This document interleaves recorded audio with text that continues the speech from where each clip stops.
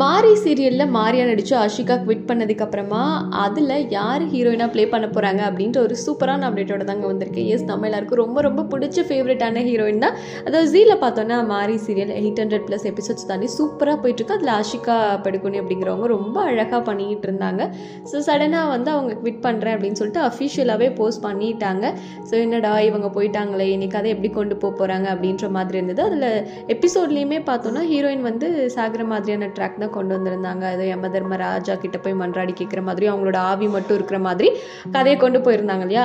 So மாரி கேரக்டரை close பண்ணி இப்போ புதுசாக யார் வராங்கன்னா நம்ம நல்கர் பிரியங்கா இருக்காங்க இல்லையா, ரோஜா, அவங்க தாங்க ஸோ கதைக்குள்ளே வராங்க. அதாவது மாரியா வரப்போகிறதுல ஜெனிஃபர் அப்படின்ற கதாபாத்திரத்தில் வரப்போகிறாங்க அப்படிங்கிறது நமக்கு தெரிஞ்சிருக்கு.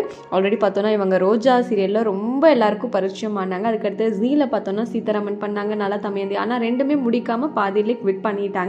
இப்போ மறுபடியும் ஜீ தமிழில் மாரி சீரியல் மூலமாக ஜீ தமிழுக்குள்ளே என்ட்ரி கொடுக்குறாங்க. இப்போ ரோஜா 2 பண்ணிட்டு இருக்காங்க. அது வந்து இதில் தான் போயிட்டுருக்கு, டிஜிட்டலில் போயிட்டுருக்கு. ஸோ டிவியில் இப்போ வந்து நம்ம ஜீ தமிழில் நம்ம ஜெனிஃபராக ரோஜாவான நல்கர் பிரியங்காவை பார்க்க போகிறோம் அப்படிங்கிறது உண்மையாக சந்தோஷமாக தான் இருக்குது. ஸோ உங்களுக்கு இதில் யாரை பிடிக்கும்? மாரியா நடித்த நம்ம ஆஷிகா பிடிக்குமா, இல்லை ரோஜா நல்லா தான் நடிப்பாங்கன்னு நினைக்கிறீங்களாங்கிறத கமெண்ட்டில் சொல்லுங்கள்.